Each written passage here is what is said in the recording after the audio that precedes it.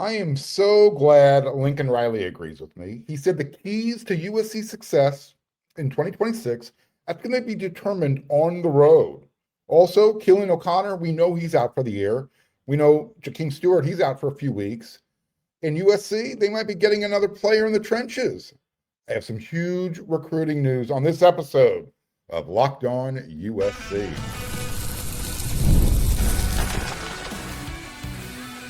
You are Locked On USC, your daily podcast on the USC Trojans, part of the Locked On Podcast Network, your team every day. Welcome on back. I'm your host, Marc Kulkin, with just 5 days left. Just five, until USC kicks off against San Jose State. The Trojans have a huge home field advantage. And despite being down 2 starters, they still have a huge talent advantage. The Trojans are 38.5-point favorites against the Spartans. Later in the show, I have some recruiting information that you're going to want to stick around for. Trust me, it's kind of important. In the next segment, I'm gonna peel back the layers. I'm going to try and decide. I need your help, so your feedback is going to be appreciated. I'm trying to decide if USC's depth is being tested before the season kicks off. However, first, I want to talk about USC's ability to be successful in 2026 based off of what Coach Lincoln Riley had to say. And I'm going to use his own words. I wanted to support what I've been telling everybody who watches Locked On USC. I've been talking about it the whole offseason. Lincoln Riley finally heard the show, chimed in, and he agreed. I'm going to tell you what he said. So as you know, Lincoln Riley, let me back up. Last week, I brought up the conversation that Colin Cowherd had with Coach Chris Peterson, used to be the head coach of the Washington Huskies, Boise State Broncos. They were talking about, with regards to USC's roster, the size in the trenches, how Coach Peterson said, wow, looks like the old USC. I've been telling you all offseason, USC's bigger, stronger, faster. We're now starting to get some outside perspective. So again, Colin, he spoke with Chris Peterson about this topic. Colin Cowherd brought it up when he had his conversation with Lincoln Riley recently. He spoke to Riley about the same topic. And it was basically being able to close out games on the road compared to playing at home. Because USC last year, 7-0, ran the gauntlet at home, beat some tough teams, Michigan, Iowa. But on the road, they have some challenges. We've known that, especially since they've joined the big conference. So this is what Coach Riley said. And I'm going to read you his full quote here. Quote, home field advantage is back in a big way. We played really well at home last year, ran the table, but to go in and win tough road games in college football, that's the toughest thing. That's tougher than winning championship games, neutral site games, playoff games. The toughest thing to do is to go on the road against somebody who is really good and win. And to do that, having the physical edge, being able to close games out both offensively and defensively is everything. And that's the biggest step we have to take as a program right now. And so everything we've done, the way we've recruited, the way we've retained, the way that we've developed, the attention on the offensive and defensive lines as those have just gotten better and better year. Let me back up. The attention to the offensive and defensive lines as those have gotten better and better each year are gearing us up to do just that. And this team is certainly capable, and that's probably ultimately what will define this team. And if we're able to do that, then we're going to be pretty good tough team to beat on the road. All right, so end quote. A lot of words. Sometimes Riley, I love listening to Coach Riley, but he uses a lot of words. And when you're trying to quote back what he said verbatim, you kind of get lost in the weeds a little bit. Bottom line, the message was, we need to be tough. We proved we can do it at home. Now we need to prove we can do it on the road in those tough environments. And we've been gearing up for that. All right, so that's what Coach Riley is anticipating, as well as putting together the winning formula. Win your home games, talked about that, and then you got to go out and win a couple of tough road games, as well as and then beat UCLA. So win a couple of tough road games, beat UCLA on the road. You have to separate those two. UCLA, tough. I don't like using those two things in the same sentence. And this is why it's so important, and this is what I've been stressing, why USC has to beat Oregon and Ohio State at home. Because if you don't, you're just giving yourself even a smaller margin of error when you have to play on the road, and when you've proven you haven't been successful doing it yet. So you can't split those games and then hope USC can, finally find a way to win a game on the road in a tough environment against a good team. Again, we're heading into the third year in the big conference. And so far, USC's record on the road is not good against any level of competition. In 2024, USC was 1-4. That only win didn't leave the state of California. They beat the Bruins at the Rose Bowl. Last year, they won at Purdue. Okay. They won at Nebraska. Okay. Neither game was easy, though. And we're not talking about, two good teams, but you won on the road. So that's half the battle. Now USC has to find a way to win on the road against good teams. And we can debate how good, teams like Penn State or Wisconsin are going to be on the road. We know Indiana's the reigning national champions. They're going to be good. So, yeah, you have to find a way to win those types of games. One of them, two of them. When USC plays their first 3 games this year, okay, Trojans are going to have to look like they've been building for this season. Not building for 2027, for 2026. Remember, USC is bigger than everybody right now. I mentioned that from a source who told me this. Week later, Chris Peterson's kind of echoing that same thing. You have USC is going to be playing the San Jose State. I don't know why I can't talk right now. The San Jose State Spartans, the Fresno State Bulldogs, the Louisiana Raging Cajuns. USC needs to beat all 3 of those teams by a combined score, 80 to 90 points. Am I setting the bar too high?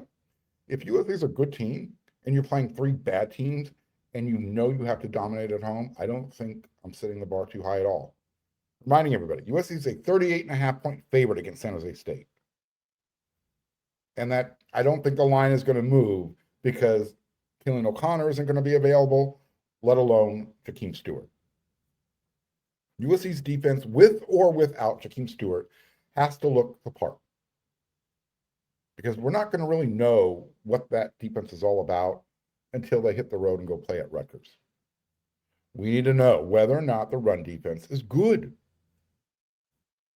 And if Lincoln Riley is going to agree that closing out games on the road requires a different type of mentality, then that mentality also should show itself on the opposite side of the ball when playing with a lead.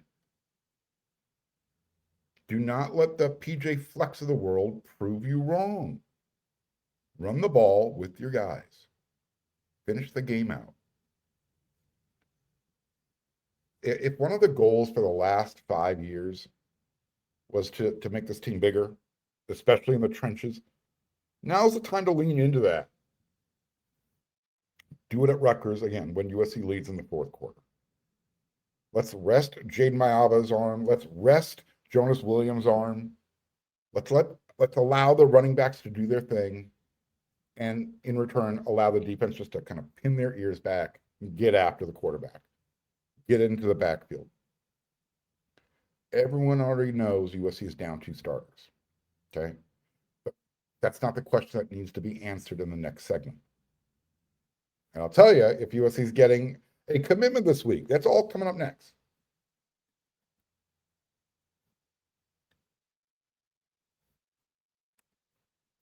Running a business shouldn't feel like you're trying to connect a bunch of systems that were never designed to work together. You have one application for accounting, another for inventory. You have another application for sales. Somehow, none of them talk to each other, It's like the Tower of Babylon. That's where Odoo comes in. Odoo is an all-in-one business management software that brings every part of your business together in one powerful platform, from sales and accounting to inventory and marketing. Everything works in one place, helping your team move faster, stay organized, and focused on growing the business instead of managing software. The best organizations know that success, it's not just about talent, it's about having everyone working towards that same goal. And that's true in the sports business, just like it is in regular business. Let's talk about USC football. The one thing that really stands out is how Lincoln Riley, Jen Cohn, they went out, they got everybody pulling in the same direction once Chad Bowden was brought in as the general manager. It was a coordinated effort across the entire organization, and that's made the program successful.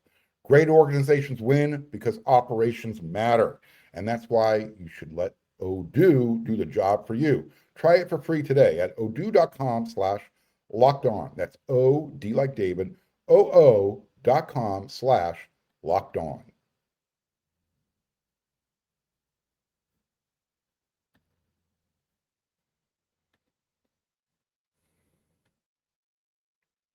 Which is a bigger loss, Thanos or Kill Switch?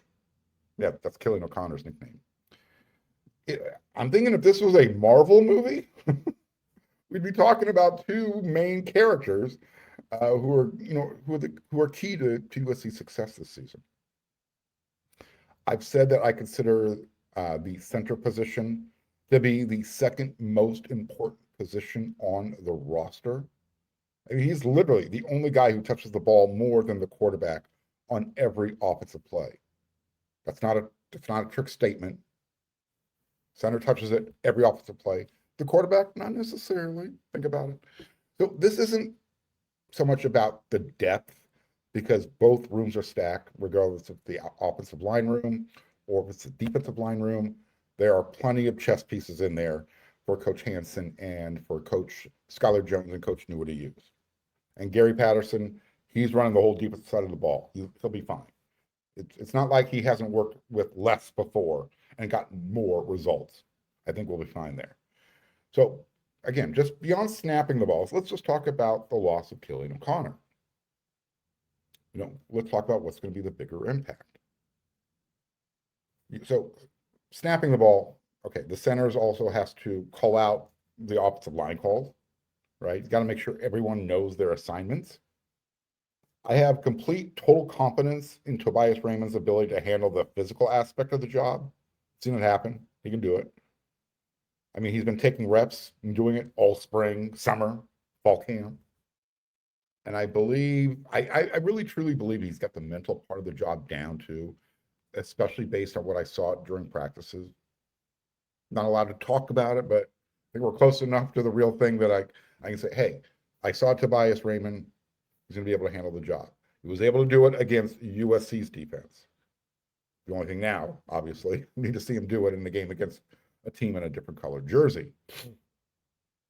So again, Killian, done for the year. That is a huge loss, period. Not just from, what he does on the field, and he's going to be a part of the room, but he's just going to be leading in a different capacity. So as of right now, until I hear otherwise, Jahkeem Stewart, he's going to be out for at least the first few games. That's the information that USC released. I was told through a different source 3 weeks. So if we're using the 3-week window, that would be this week that's leading up to San Jose State, plus the first 2 games. And then I'm hoping you would, be able to, he's going to be well enough that they're going to use him in some sort of cameo appearance against Louisiana. So you're just not throwing him to the Wolves on the road against Rutgers, who has, when I say USC is bigger than everybody, that's just a general statement. Rutgers has a giant offensive line. Go look at their roster. Everybody's like 320, 330, 340. They like to run the ball. So again, let's hope that Jahkeem doesn't have too much rust on him when he gets a chance to play. So yeah, losing Killian's a big loss. Losing Stewart is also a big loss. However, I think it's going to be easier to replace him with all the talent that USC has brought in. And if that's the case, USC has enough talent to survive without Thanos on the field. And I'm thinking maybe the whole year. Should they just keep him out longer to completely heal? I mean, the type of injury that he has, and I don't know all the details, but it's the same foot. The one that kept him out from starting the season last year. He had a broken bone in it. That's kind of the rumor right now. Stress fracture. A fracture is a broken bone. It's just the level of severity. That's all we're dealing with right now. But we know big guys with feet problems, they need time off their feet. We really do. I think everybody needs to pull their heads out of the sand and accept a reality. Okay, Jahkeem Stewart, he kind of has a history of injuries going back to high school. He did not play a lot of football. He missed 1 year for transferring. He's also had injuries throughout his career. So there is a reason to be concerned. I'm not saying everybody, start pulling their hair out and, looking for a bridge to jump off. We're not there yet. But, high school now, first year at USC, second year at USC, we're talking about Jahkeem playing injured. And yes, he was able to do it last year as a true freshman. Do we want to see it happen again in his second year? Like I talked about on yesterday's episode of Locked on USC, when we were talking about his injury, when the news broke officially, Jahkeem is big and he's really athletic. So, I mean, his feet have to absorb all of that. Foot injuries, they just don't heal during the season. Not when you're doing what he does. I mean, that again, I'll say it again. That's an injury that requires an extended period of time where you just want to keep all the weight off of it. So even if he comes back, he's going to be dealing with it all year. One of my show's everydayers, his name's HR Picking Stuff. He brought up Solomon Tuliaupupu. Remember the linebacker from Mater Dei? He had foot injuries at USC. They never healed. He had to change positions from linebacker to defensive end. He eventually ended up transferring. Now he's going to play at Montana 9 years after graduating high school because of injuries, mostly with that foot. We all want Jahkeem to play and be great. We all want that. But at a certain point, and again, I'm just going off what I know at this point, he needs to let that foot heal up. That's what's in his best interest long term. The NFL will be there down the line. But if he's damaged goods the whole time he's in college at USC, then how does the NFL view him when he becomes draft eligible after next season, after the 2027 season? I mean, you would think you want 1 full year, fully healthy. Was he at the start of fall camp? We know they eased him in it during the spring. We know it took the summer to get in shape. Fall camp, been mostly involved. Read between the lines there. Just kind of pointing this out. I think Killian O'Connor is the bigger loss. Because 1, it's his last year. And 2, his importance to the offense being successful. I'm not saying that Jahkeem Stewart is not important. Not having him on the field is not being important. We all want it. We know what he's capable of doing. He was a freshman All-American last year.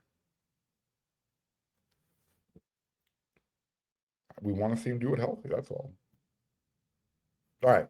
Do you agree? Killian O'Connor, bigger loss, or Jahkeem Stewart? There's a lot of young talent in that defensive line room, a lot of moving pieces, a lot of versatility. That's all I'm saying. All right, let's want to get some recruiting news. That's coming up next.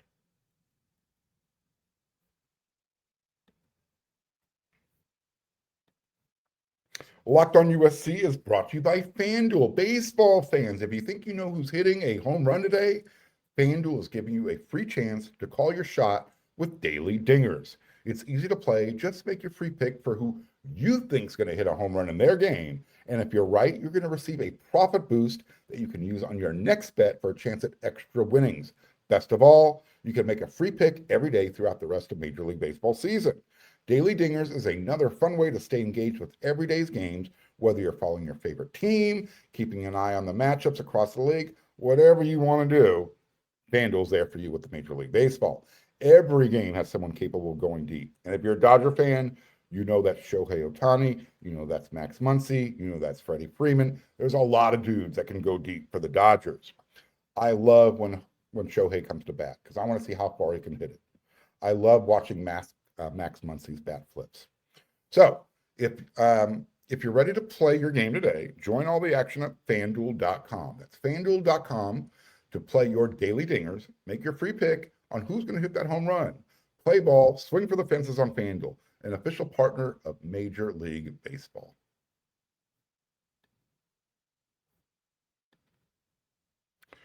Rivals, Greg Biggins, he reported that Austin Atallah, offensive tackle, Orange Lutheran, he's making his commitment on August 25th, this week, just in a day, depending on if you're making Locked on USC your first watch of the week every day. And if you are and you haven't subscribed and you're watching on YouTube, hit that red subscribe button. Do it right now. I'll wait. Okay, good. You did it. Hit the like button. Smash it. Both of those things are continuing to help the show grow. And because you don't want to miss any of this information that I'm providing for you, hit that bell notification. You'll always be available. You'll always get the Trojan information you need. So, for instance, USC, are they getting a commitment this week? Class of 2028, offensive tackle, Austin Atallah. Well, USC is one of his three finalists, along with Texas and Texas Tech. So the hat will be on the table. He's going to be making his commitment announcement on the Pat McAfee show. It's going big time. Look, if you watch this regularly, and you know I like to keep you updated on all the information when it comes to recruiting. I've been telling you, I kind of been warning that even though Austin Atallah plays in USC's backyard, it was going to be a difficult process. It was going to be a challenging recruitment, getting that commitment secured. I'm saying, well, why, Mark? I didn't see that episode. Well, when he announces his choice, I'm going to let you know right now, USC's not going to be the pick.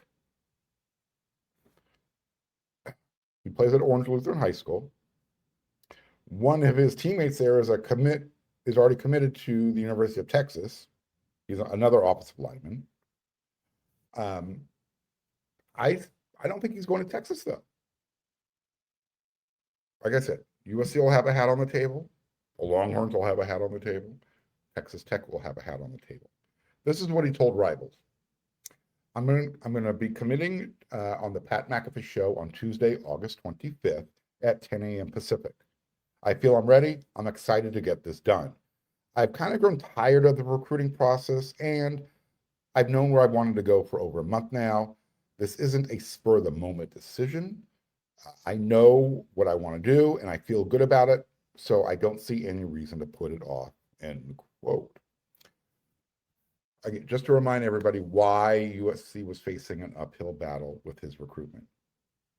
Okay, USC was always going to be competitive from a financial, from the financial point of view, from the NIL aspect. That wasn't going to be the issue. But there are other factors sometimes. For instance, the family has a huge ranch out in West Texas, close to where Texas Tech is located. So having the family ranch, having his meemaw and his pawpaw, grandma and grandpa living out there, that was the biggest thing going for Texas Tech. And then you throw in Cody Campbell's FU oil money, that just makes it that much easier. I think Texas Tech is going to be the choice. Could be wrong, could be Texas. What I'm not wrong about, it's not going to be USC. So, now, a few weeks ago, when I asked about Austin, I asked a source, what are your thoughts on it? That person said, you know what, a little bit of a diva. I was like, really? Never got that impression. He goes, yeah, well, that was just the way he came across. Now, again, whether or not USC was truly in the mix or not, at that time, everyone thought USC was in the mix. So this isn't, sour grapes. Here's something else. Maybe the writing was on the wall. When he showed up to USC, he showed up wearing an Alabama football t-shirt. I mean, look, it's not a huge thing.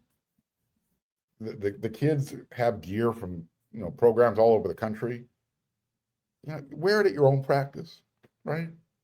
Wear it when you're out there at the, those combine type of events, the 5-on-5 stuff if you're a lineman, 7-on-7 if you're a skill player. Just don't show up to a college campus that's recruiting you when you're on an unofficial visit wearing somebody else's gear. It's still a little disrespectful. I'm not saying he was intending to be disrespectful, but that's how it gets interpreted. I mean, it would be like me, trying to cover UCLA football. There's just some things you don't do because you're not capable of doing it. I don't think I would be capable of being that professional. I would give it a go, but no, I take it back. No, I wouldn't. Couldn't do it. So would it have been great if USC could get Austin Atallah's commitment? Sure, absolutely. But also keep in mind, when you're bringing guys in, regardless of how good they are, how good they're being projected to be, they have to be the right fit culturally. They got to be the right guy in the locker room, not just on the field. The 2028 recruiting cycle still a ways down the road. We're still, don't forget, 2027 signs in December. That's the early signing period. There's a long ways to go with 2028. Long ways to go. And there's guys out there like Lincoln Fa'alafi, the big giant tackle from J. Serra in San Juan Capistrano. USC's after him hard as well. So, look, a little bit of a buzzkill. Maybe USC gets back into it. Who knows? At this point, I would say probably not. It's time to move on. Austin knows where he wants to go.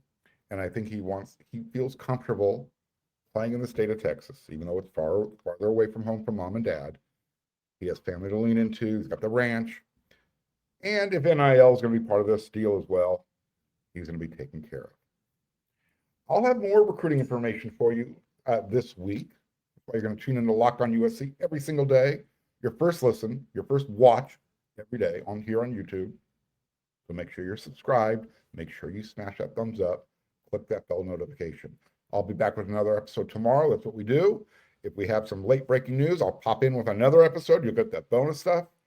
Until that next episode, you know it.